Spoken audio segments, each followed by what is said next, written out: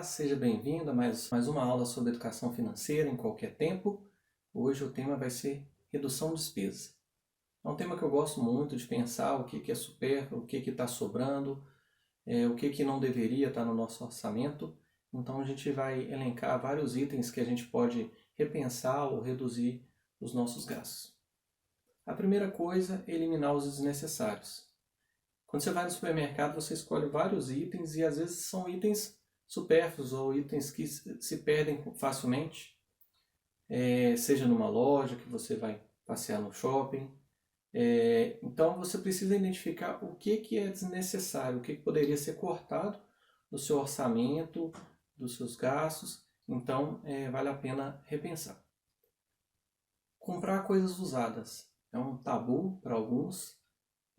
Pensar em adquirir itens que sejam de segunda mão, mas é uma opção bem interessante para diminuir despesa. Por exemplo, o celular que eu tenho hoje, ele foi comprado de segunda mão de um colega de trabalho que trocou de aparelho. Ele comprou um aparelho numa geração anterior, mais recente, e eu fiquei com o mais novo. Com isso, eu consegui adquirir um produto bom, de boa procedência e um preço bem em conta. Em torno de 30% a 40% ao valor de mercado. Então fiz uma boa economia. Outra forma interessante é consertar. Tem muitos itens na nossa casa que eles param de funcionar e a tendência natural hoje é vou comprar outro.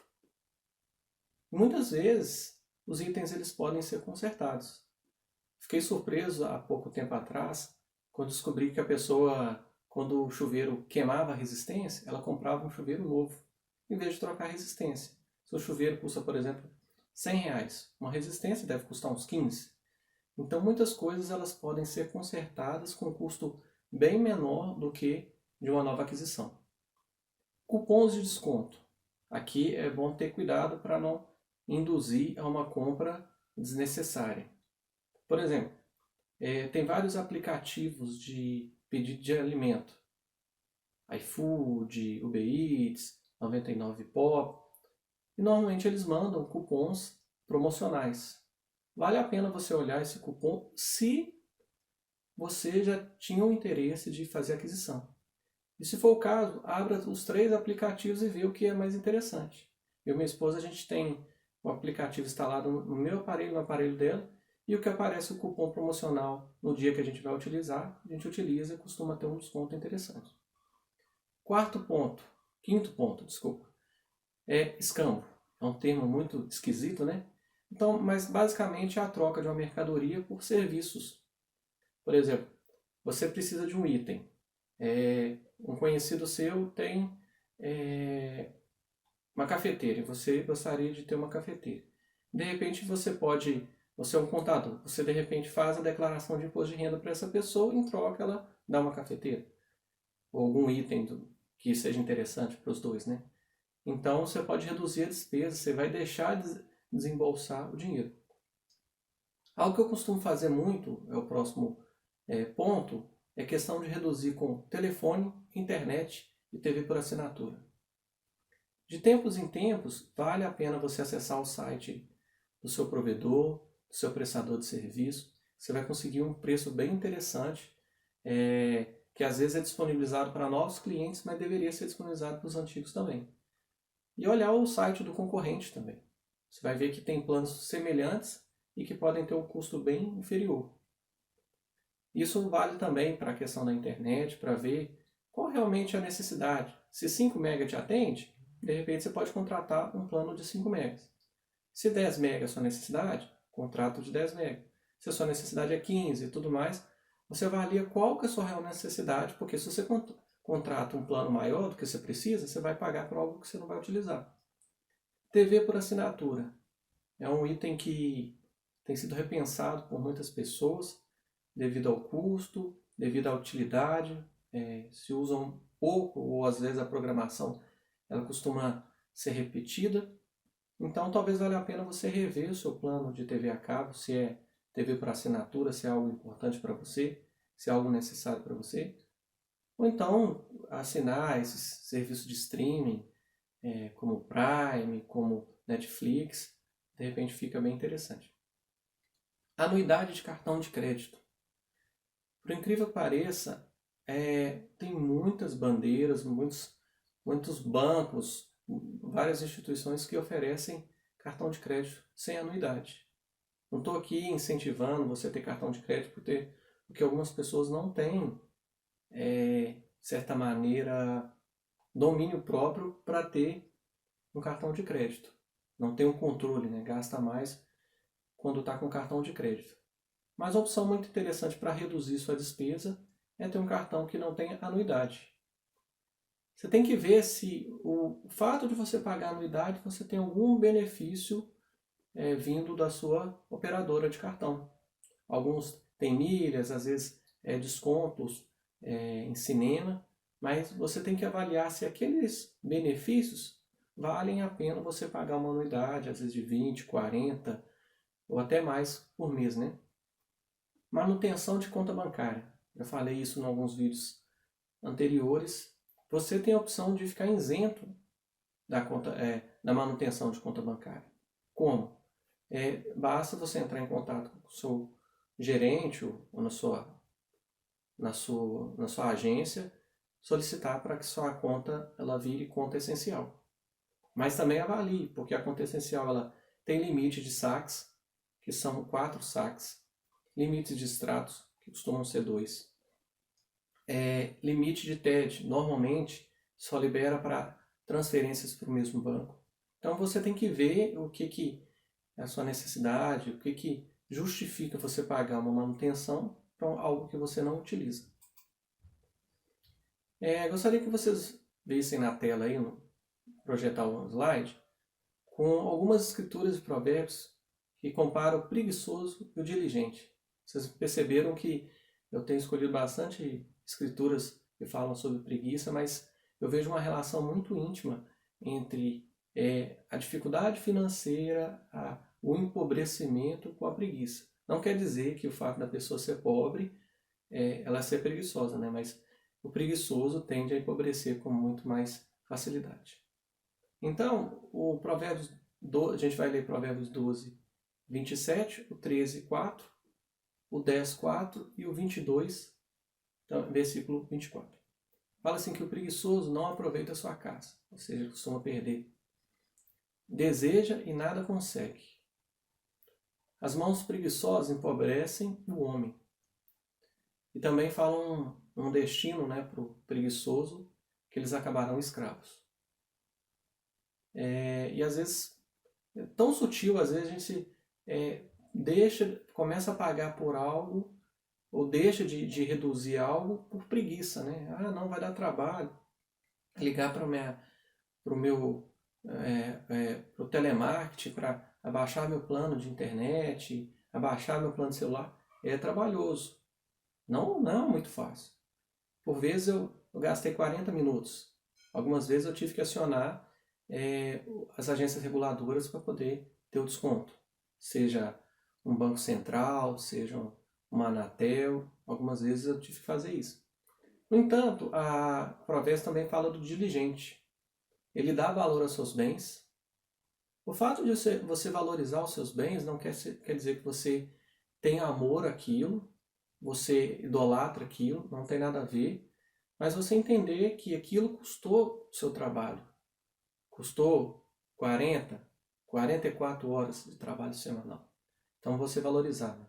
Fala que o diligente, os desejos do diligente são amplamente satisfeitos. Quem não quer ter os desejos amplamente satisfeitos? Né? Fala também que as mãos diligentes lhe trazem riqueza. E fala também que as mãos diligentes governarão.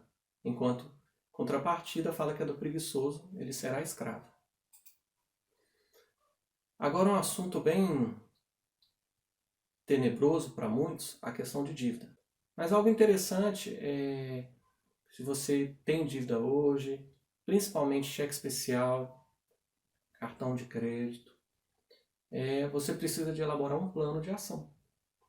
Não dá simplesmente, um dia, quando eu receber muito, quando eu tiver aumento de salário, você precisa definir um plano de ação, entender qual que é a sua dívida, qual a taxa de juros. Isso é muito importante, porque o segundo ponto é entender que você vai eliminar, vai dar prioridade às dívidas que têm uma taxa de juros maior. Não adianta você tem um veículo e um imóvel. Você quer reduzir e deixar de dever aquilo para ter mais margem no seu orçamento para investir ou para outras coisas. Você tem que eliminar o que tem os juros maior. Se você pegou um veículo pagando a 22% ao ano, você pegou um imóvel a 10% ao ano, a sua prioridade tem que ser quitar o veículo. Porque você está pagando 22% e dificilmente você vai conseguir uma rentabilidade que seja de 22% ao ano. A gente viu em aulas anteriores que, enquanto está sendo gravada essa aula em junho, a Selic está a 3%. Ou seja, fazendo uma continha meio grosseira, você demoraria em torno de 7 anos para conseguir essa rentabilidade de 22%, desconsiderando os juros compostos. Outra forma é troque dívidas de juros maiores por juros menores. Se você tem um financiamento, um empréstimo, que está te cobrando 4% ao mês, você tem a possibilidade de um consignado que vai pagar 2% ao mês, é bem interessante fazer essa migração. Em alguns casos, até fazer a portabilidade. Quando se trata de imóvel, você consegue a portabilidade. Então, não é simplesmente vou sair fazendo e vou sair quitando. Você tem que saber a ordem, vai influenciar bastante para que você seja mais efetivo nas suas escolhas. E outra coisa muito interessante é a possibilidade de você negociar. Eu peguei uma situação que uma pessoa devia um valor numa faculdade, em torno de 38 mil reais. Quando foi para negociar, já estava em 45. Eu pedi autorização da pessoa e ela foi entrou em contato com a instituição. Eu liguei, conversei e fiz a proposta de 32.